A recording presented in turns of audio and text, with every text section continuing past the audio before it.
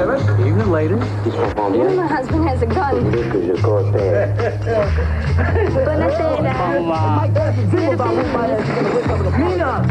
When you have to shoot, shoot, don't talk. Cours! La situation est grave. J'ai besoin de ton aide. Un homme seul ne peut pas combattre le futur. Mulder, on n'a pas le temps. Il a subi quelle mutation?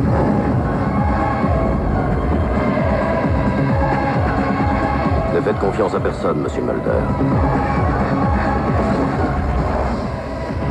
On n'aurait jamais pu deviner la vérité.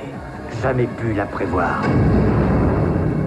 Vous avez donc vu il y a quelques minutes Patient X, 2 épisodes de la série X-Files, et vous pourrez retrouver quelques-uns de ces éléments mercredi prochain au cinéma dans X-Files, le long métrage baptisé Combattre le futur, interprété bien sûr par David Duchovny, Gillian Anderson, produit et écrit par Chris Carter. Un long métrage cinéma adapté de la célèbre série. L'idée était dans l'air depuis 2-3 ans, mais c'est finalement à la fin de la 4e saison que tout le monde s'est mis d'accord, confiant la réalisation à Rob Bowman, qui a à son actif la mise en scène de 25 épisodes. De la série au film, si l'équipe est restée la même, les personnages, l'action, la mise en scène, mais également le complot sont devenus plus grands, donc plus spectaculaires. Démonstration.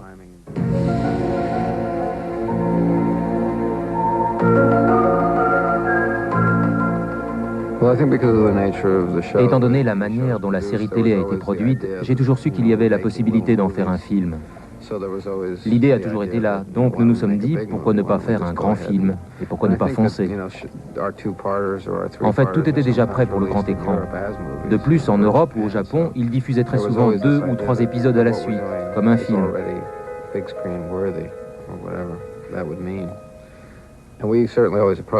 J'ai toujours approché mon rôle de cette manière, et je réalise que j'approchais mon rôle dans la série déjà comme mon rôle au cinéma. Lorsque Chris Carter nous a expliqué que le film allait être la combinaison de 5 saisons, j'ai pensé que c'était une très bonne chose.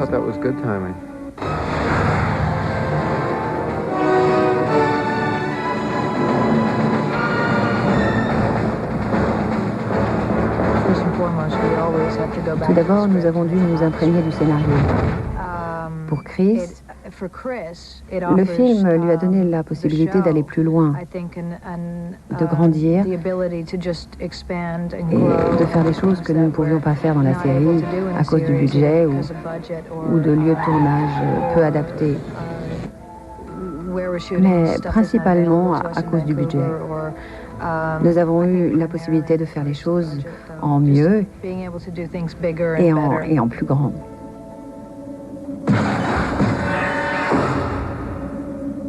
Scully. Oui. Cours!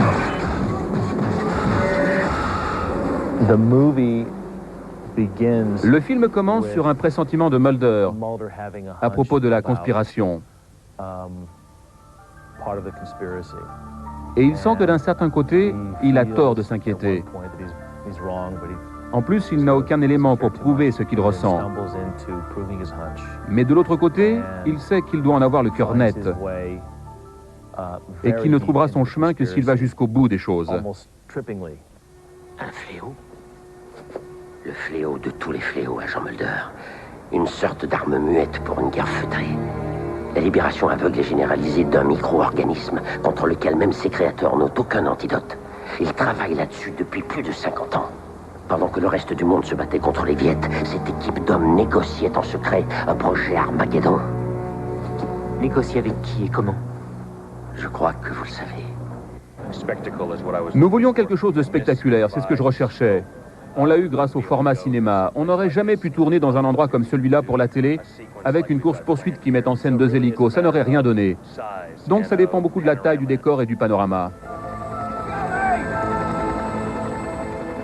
Selon moi, le film représente une course d'obstacles dans laquelle Mulder et Scully sont entraînés.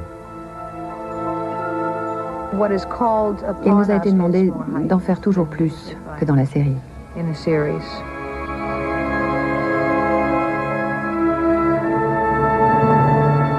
Ça a été un tournage très difficile physiquement. Il y a eu beaucoup d'escalades, de sauts, de courses, de plongeons. Beaucoup de choses à soulever pour David et beaucoup de chutes pour moi. Et beaucoup de plaies, de coups, de courbatures, manque de sommeil. On bossait 24 heures sur 24. Le désert de Mojave, vous savez, les studios gelés. C'était très humain, très amical.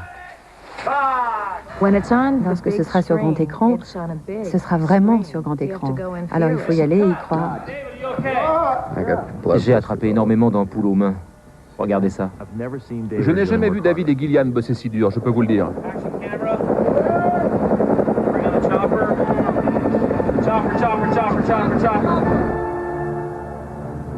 Nous étions pourchassés par des hélicoptères qui volaient à une altitude trop basse à mon goût, du moins au goût de mes cheveux. Pour qu'une séquence d'action soit crédible, il faut introduire les acteurs principaux dans l'action, afin d'amener le public dans le film. Alors que si vous utilisez les cascadeurs, vous ne pouvez pas le faire.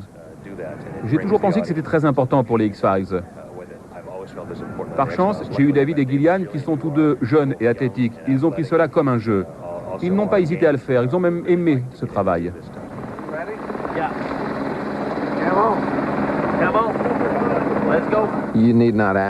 On n'a pas besoin de jouer dans une scène comme ça.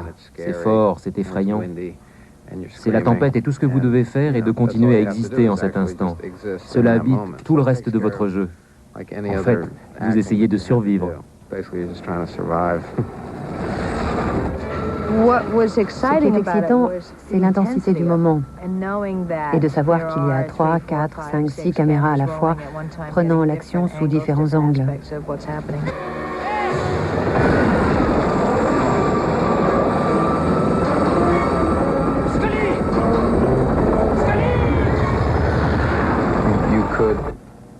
On peut se promener dans ce film et l'apprécier sans avoir jamais vu ni entendu aucun des épisodes des X-Files. Il n'y a pas de connaissances particulières à avoir. Il n'y a pas de mot de passe secret pour voir ce film.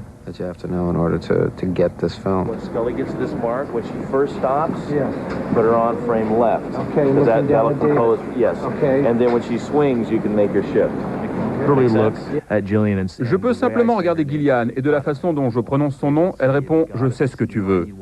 Et si je dis à David « Il faut faire une autre prise », il sait exactement pourquoi j'en demande une. Ceci nous a permis de faire davantage de prises, de faire un peu plus chaque jour et d'aller un peu plus loin dans l'exploration des personnages. Chris et la série ont évolué. Ils sont devenus de plus en plus sophistiqués et de plus en plus en phase avec nous. Il est le créateur de la série, des personnages et du film. Il sait ce qu'il veut faire ressentir au public et l'importance de chaque instant. C'est lui qui a la vision globale. Il n'y a pas eu d'autopsie pratiquée sur lui. Aucune incision, aucune dissection ou d'ocymasie. Tu veux dire que ce qui est écrit sur ce rapport est faux? Que sa mort n'est pas due à une explosion ou à une projection de débris? Mulder, j'ignore ce qui a tué cet homme. Et j'ai peur que personne ne soit capable de le dire. Il y a beaucoup d'agitation sur Internet, des gens qui s'appellent eux-mêmes des gâcheurs et qui ne souhaitent rien d'autre que de découvrir le dénouement et le diffuser. Nous avons donc pris des précautions. Les scripts ont été imprimés sur du papier rouge et donc ne pouvaient être reproduits à la Xerox. Nous avons répandu de la désinformation tout au long de l'année. Il n'y a que quelques semaines que la fin a été écrite. Je pense qu'il y a beaucoup de gens qui ne veulent pas qu'on leur gâche leur plaisir. J'essaie donc de protéger tous ces gens qui souhaitent aller voir ce film et le découvrir comme une surprise. X-Files, le film, a rapporté aux États-Unis 80 millions de dollars de recettes. C'est mieux que Chapeau melon et bottes de cuir, autre long métrage adapté d'une série qui n'en a rapporté que 20. Toujours sur le territoire américain, on compte officiellement dans le fan club 8000 adhérents. C'est moins bien qu'en France. La France qui se place en tête des pays les plus fanatiques avec 13 000 X-Faliens recensés. Et depuis 2 ans, on peut trouver un magazine, X-Files. Le rédacteur en chef se prénomme Franck. Visite guidée. Bonjour, bienvenue chez moi. Il y a 5 ans, Franck Dauquier s'est approché des frontières du réel. Aujourd'hui, il n'en est toujours pas revenu et a fait de sa passion sa profession. Rédacteur en chef du magazine X-Files, il nous parle de sa nouvelle existence, celle d'un X-fan. Alors c'est ici que se passe la création, la conception graphique de la maquette du magazine officiel X-Files. Alors c'est une mise en page qui est évidemment très complexe, mais on ne peut pas faire moins pour X-Files. Surtout qu'on est très dépendant de la Fox et de 1013 qui nous approuve ou approuve pas en fait chaque étape du magazine. Toute page doit être soumise à approbation pour que le magazine puisse être finalement validé par la Fox et 1013 avant sa sortie. Quand je suis arrivé au fan club, j'étais simplement fan, je vais dire, et c'est vrai que sans le côté péjoratif, mais simplement fan, et c'est vrai que c'était parfois plus facile même, parce que maintenant j'ai même plus le temps de voir les épisodes. C'est le plus grand paradoxe qu'on puisse avoir quand on aime X-Files. C'est vrai que les épisodes d'hier soir, j'ai malheureusement même pas pu les voir. J'étais en train de réparer certains problèmes qui étaient liés justement à l'informatique, et ça me laisse très peu de temps libre. Comment se fait-il qu'il y ait 13 000 fans enregistrés au fan club en France contre 8 000 aux États-Unis? C'est une question qu'on se pose tout le temps. Je crois qu'on a été déjà les premiers sur tout ce qui était important. Nous, on a fait la demande dès les premiers épisodes de la première saison, alors qu'X-Files restait très confidentiel. Et c'est vrai que personne n'y croyait à l'époque. Est-ce que lorsqu'on est fan de X-Files, on n'a pas la tentation de peut-être écrire un épisode? Ça arrive très souvent, oui. On reçoit beaucoup de synopsis. Rarement de scénarios entiers, mais beaucoup de synopsis. Et je crois que beaucoup aimeraient conduire l'histoire telle qu'ils la souhaitent. Allô, Mulder? Ouais, ben j'arrive, le temps de changer de chaussures. C'est une parodie qu'on a offert à Chris Carter, que j'ai réalisé qu'on a réalisé avec un groupe de créateurs dont lequel je fais partie. C'est un film? C'est un épisode de 12 minutes en fait. Écoute, je pense à la mort. J'aimerais en savoir plus sur la mort du chat. Toi, essaye de regarder dans la litière. La solution s'y trouve peut-être. Allô? Allô? Bah, ils ont rapproché ce coup. Est-ce qu'il y a une génération X-Files? Ou est-ce qu'on peut reconnaître un fan de X-Files à son âge? On va dire une moyenne d'âge de 20 ans, 25 ans. On fête le plus jeune membre à 3 ans et la plus âgée 70 printemps. Le mercredi, c'est la journée des enfants au fan club, celui des adolescents. Ça fait longtemps que tu es au fan club X-Files? Là, j'entame ma 2e année. Et je suis assez content, quoi. J'ai découvert la série quand elle est passée la première fois, donc le dimanche. Puis ça m'a assez plu, quoi, du premier coup. Puis j'ai su assez tard que le fan club, il y avait un fan club en France. Donc comme il était à Paris, ça m'arrangeait. Donc je suis venu là, je me suis inscrit, et puis voilà. Qu'est-ce qui t'intéresse le plus dans cette boutique? Moi, je collectionne surtout les objets collector, c'est-à-dire qu'ils sont rares. Donc trading cards rares en l'occurrence. Ou alors comme cette statuette en série limitée. Il y en a 5000 dans le monde et c'est assez difficile d'en avoir et surtout ça prend déjà de la valeur avec le prix. Ça coûte cher un peu d'être fan, non? Assez, oui. Ouais, ça coûte cher. Puis avec les moyens limités aussi, c'est pas très... Enfin bon, je suis pas à plaindre. C'est aussi un commerce, quoi. Ouais. Ah oui, ça, il y a plein de... Moi, dans tous les grands événements comme ça, il y a un commerce qui se développe après. Donc là, c'est... Toujours quelqu'un pour en profiter, de toute façon. En 2 ans, j'ai dû dépenser au moins 8000 balles dedans, quoi. Dans le fan club. Wow. En 2 ans, j'ai fait 8000 balles de dépenses ici. Super. Sûrement. À peu près, ouais. Ce qui est intéressant généralement dans les produits dérivés, c'est que vous avez des prix pour tout le monde. Les petites pochettes de trading cards, c'est comme des cartes Panini finalement, hein, les trading cards. C'est des cartes à collectionner. Ça, c'est à la bourse des gamins. Alors cela dit, je vais répondre à la question précisément. Effectivement, les produits dérivés X-Files ou les produits dérivés de séries, c'est un marché. Les gens peuvent en acheter et peuvent ne pas en acheter. Est-ce que, en tant que président du fan club de X-Files, vous vous considérez comme un passeur? Surtout pas. La seule chose qu'on pourrait dire qu'on fait attention par rapport aux interprétations des messages d'X-Files. La croyance aux ovnis, la croyance aux surnaturels. Personnellement, et la plupart des gens de l'équipe, nous sommes des gens très rationnels. Je ne vais pas dire que je ne crois pas aux extraterrestres, mais je ne vais pas dire non plus que j'y crois. Je crois qu'il y a autant de profils que d'adhérents, je crois. Je dirais que la plupart des fans sont définitivement réalistes, je crois. Bien sûr, c'est une part de rêve pour eux. Bon, c'était très sympa, mais j'ai encore 30 pages à boucler avant la sortie du magazine. Je vous souhaite une bonne journée, je vous dis à bientôt. Et surtout, n'oubliez pas qu'il ne faut faire confiance à personne. Votre soirée spéciale X-Files continue tout de suite après la pub avec un sujet concernant les effets spéciaux du long métrage avec des images impressionnantes. Vous verrez et vous entendrez également les voix françaises de la série et du film. Et puis on vous proposera également un sujet sur la musique. Vous restez avec nous. Pub, à tout de suite. Good evening, 007. Evening, ladies. Evening, ladies.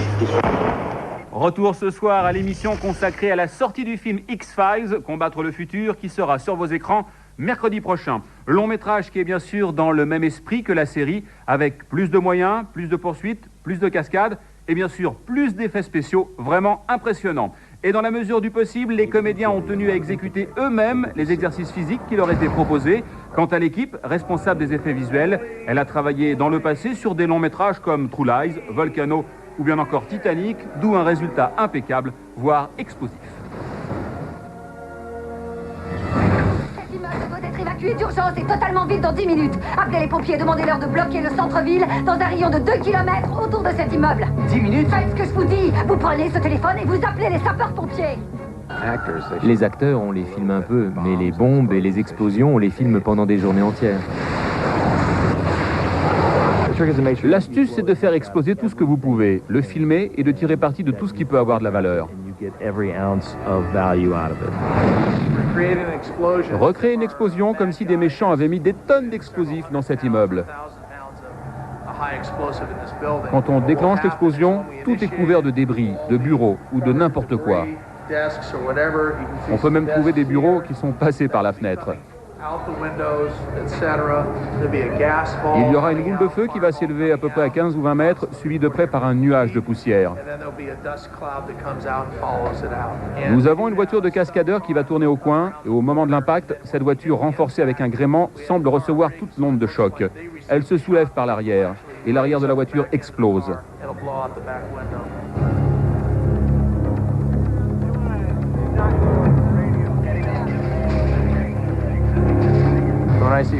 Dès que j'aperçois le feu, j'appuie sur le bouton qui fait exploser notre voiture et également la charge destinée à souffler la vitre arrière. Mesdames et messieurs, le moment approche et je voudrais préciser ce que nous sommes en train de faire. Paul pense que certains petits éclats peuvent s'échapper dans cette direction. En cas de danger, seulement notre équipe médicale viendra sur les lieux pour extraire les victimes. Si vous ne travaillez pas directement à la prise de vue, mettez-vous tous de l'autre côté de la voiture qui va exploser.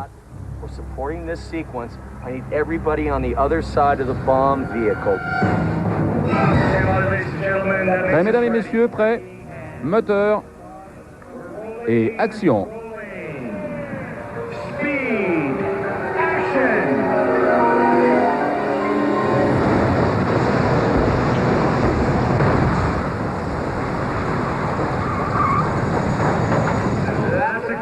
Coupé. Personne ne bouge, tout le monde reste en sécurité, s'il vous plaît. Fantastique. Nous avons utilisé 14 caméras pour cette explosion, certaines pour les effets optiques et d'autres simplement pour avoir différents angles de prise de vue de l'explosion.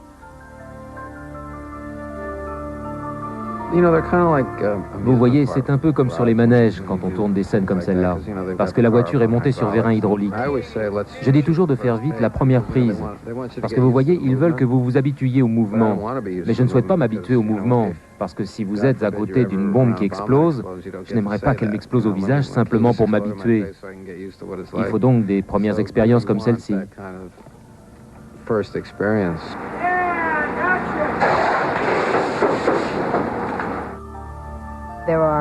Certaines voitures sont préparées pour s'enflammer. La voiture dans laquelle nous sommes est équipée pour rebondir.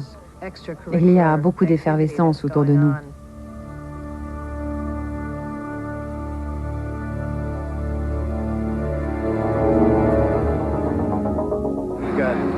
Nous utilisons un grand nombre de petits éléments conçus pour tomber loin de la caméra et se briser en petits morceaux derrière eux. Vous avez l'impression d'assister à l'écroulement de tout l'immeuble parce que nous choisissons l'angle de prise de vue de sorte à voir l'explosion dans le cadre.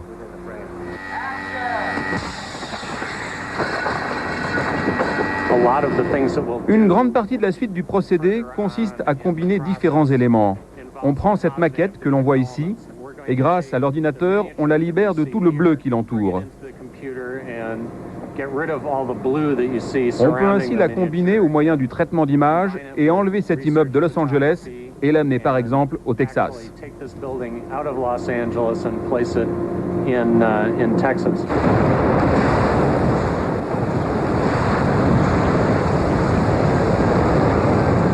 X-Files dans la version originale, les voix sont bien sûr signées David Duchovny et Gilliam Anderson. Dans la version française, elles sont l'œuvre de Caroline Beaune et Georges Caudron. Ils y sont pour beaucoup dans le succès de la série car ce sont leurs voix qui donnent vie à Mulder et Scully, un travail de précision qui ne laisse absolument rien au hasard. Il y a quelques jours, nous avons suivi Caroline Beaune et Georges Caudron dans le feu de l'action et on peut le dire, ça nous a laissé sans voix. Attention Scully, les extraterrestres sont partout. Qu'est-ce que tu racontes? Tu travailles trop, repousse-toi. L'accoutumance te guette, Scully. Oui. Dans le noir, elle a la voix de Gillian Anderson, il a le timbre de David Duchovny, et pourtant, à la lumière, il s'agit de Caroline Beaune et Georges Caudron. Après plus de 100 épisodes de la série, les deux comédiens ont repris les voix de Scully et Mulder pour le film X-Files. Il n'y a pas d'identification. Voilà, il n'y a pas d'identification. Quand on sort du plateau, je veux dire, on n'est pas Scully et Mulder. C'est pas le petit martien. C'est 22 jours par an de notre vie que nous consacrons à X-Files. C'est avec beaucoup de plaisir et on est un peu dépassé par le succès. On est très content que vous soyez là, par exemple. Mais on est un peu dépassé, mais c'est pas l'essentiel de notre métier. Notre métier, c'est le métier de comédien, bien entendu. Pour le film comme pour la série, le travail reste le même. Enfin presque, parce que sur grand écran, le jeu des acteurs n'est pas toujours le même. Ah, c'était là. Tu vois, il faut que j'attende. Attends, je t'ai bien eu. Il n'a pas joué le film du tout comme il joue la série. La série, il la joue beaucoup plus costume, cravate, minimaliste et tout ça. Et donc, moi, j'ai suivi absolument ce qu'il faisait. Et c'est très agréable, d'ailleurs. Il m'emmène dans des voyages différents. Et moi, je trouve ça très bien. Ça me...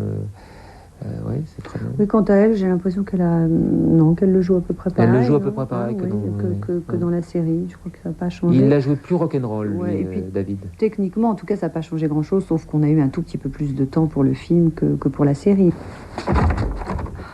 Pour ce travail de doublage, les acteurs doivent se résigner à n'être qu'une voix sans visage. Il faut savoir jouer l'action sans la vivre. Je t'ai eu. Oh que non. Donc si. On les suit complètement. Ce qui est intéressant pour notre travail d'acteur, c'est d'être sous le masque c'est-à-dire de se plier à ce qu'ils font, surtout d'entrer dans ce qu'ils font. Ça, c'est ça qui est très agréable à faire. C'est de jouer vraiment comme avec le masque de la commedia dell'arte. C'est-à-dire d'avoir un masque et de jouer comme la personne a joué. Il y a parfois des personnages qu'on ne saurait pas forcément investir comme ça en jeu ou à la caméra et tout ça. Et tout d'un coup, comme on fait abstraction de nos corps et tout ça, on ose des choses que parfois on n'oserait pas comme ça sur une télé ou au théâtre, sur des planches. Tout ça. C'est marrant, c'est intéressant. Mais même coincés en studio, Georges et Caroline ont un pied dans le monde d'X-Files. Il arrive même que les cauchemars de Scully et Mulder déteignent sur eux. On n'a pas les mêmes peurs. On n'a pas les mêmes peurs. Alors vas-y, raconte tes peurs. Alors moi, il va dire que j'ai peur des petites bêtes, des vers sous la peau et tous ces trucs-là. C'est vrai que moi, alors là, j'ai un peu de mal. Surtout le matin à 9h, 9h30, c'est toujours un peu difficile. Mais c'est vrai que j'ai pas les mêmes angoisses que Georges. Moi, c'est des angoisses métaphysiques, c'est les angoisses, les revenants, les morts, l'hypnotisme, quand il fait des régressions hypnotiques et tout ça, tout ce qui peut ressurgir de lui, ça me fait beaucoup plus peur que les bestioles. Moi, les bestioles, à part les serpents que j'aime pas beaucoup, mais les rats, les choses comme ça, comme on a eu, ça me fait pas peur du tout. Le sol est sec sur 3 cm. À force de jouer les Scully et Mulder français, Georges et Caroline s'attachent de plus en plus aux deux agents du FBI. Quelqu'un veut brouiller les pistes. Au point parfois de leur ressembler étrangement. Vous habitez dans le coin? Psychologiquement, oui. Un petit peu. Oui, pas physiquement, mais pas physiquement, psychologiquement. Oui. Moi, je crois un petit peu à tout. Et moi, je crois en rien. Je crois en rien, Par contre, je suis pas scientifique du tout, pas comme elle. Alors là, je suis assez... Moi, je suis prêt à tout croire. Ouais. J'aimerais bien qu'il y ait des extraterrestres. J'aimerais bien qu'ils viennent nous rendre visite, ça me plairait. Bah voyons. Chacun son truc. Oui. Oui, Georges, promis, on doublera peut-être un jour le film en version extraterrestre. D'ici là, les accros des voix de Scully et Mulder devront se contenter de versions exotiques, mais terrestres.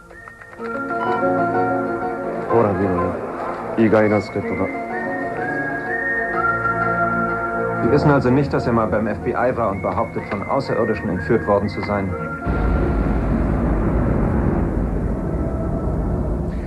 Et comme tout événement qui se respecte, on termine ce soir l'émission en musique avec le thème principal de la série X-Files, connu dans le monde entier, composé par Mark Snow. Mark Snow est né aux États-Unis, plus précisément à New York, d'un père batteur-percussionniste, d'une mère pianiste. Il a collaboré à de nombreuses séries comme Bagdad Café, Kanye et Lacey ou bien encore Millennium. Et pour le film X-Files, il a été rejoint par Sting et Aswad qui poussent la chansonnette. 1, 2, 3. C'est un peu étroit ici parce qu'il y a un orchestre de 85 instruments pour jouer la partition du film. C'est la première fois que le thème a grandi et est devenu vraiment musical.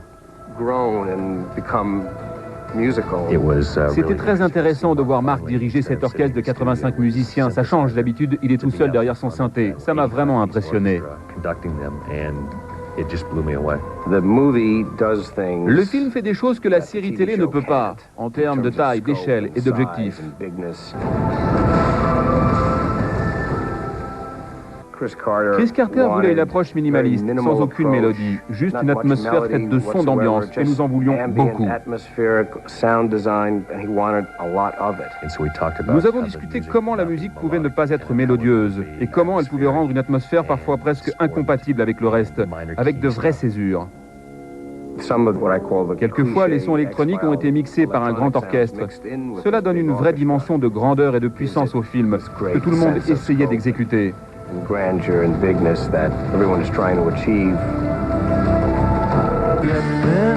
La musique du film X-Files avec également au programme la chanteuse Björk ou bien encore Ray Manzarek des Doors. Chris Carter est un vrai fan des Doors et est un vrai fan de mon nouveau groupe qui s'appelle X. Le film s'appelant X-Files, il utilise beaucoup de rock'n'roll, c'était donc tout naturel pour lui de décider de mettre une chanson X à un endroit donné. Je pense que le côté intéressant était de voir ce qui a inspiré individuellement chaque artiste lorsqu'ils ont composé leur morceau qui était, je vous le rappelle, un hommage à Mulder et Scully.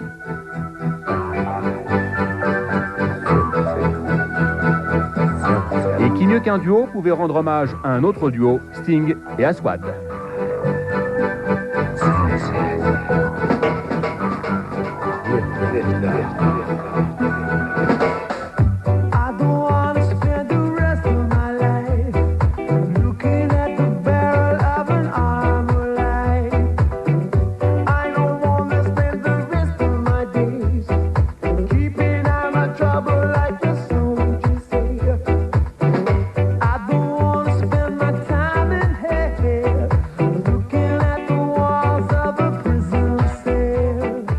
Spécial X-Files, c'est terminé pour ce soir. Merci de nous avoir suivis. Je vous rappelle que vous retrouverez Gillian Anderson et David Duchovny. Ce sera dès mercredi prochain en France dans le film X-Files, Combattre le futur, produit et créé par Chris Carter, long métrage qui sort donc au cinéma. Evening, ladies.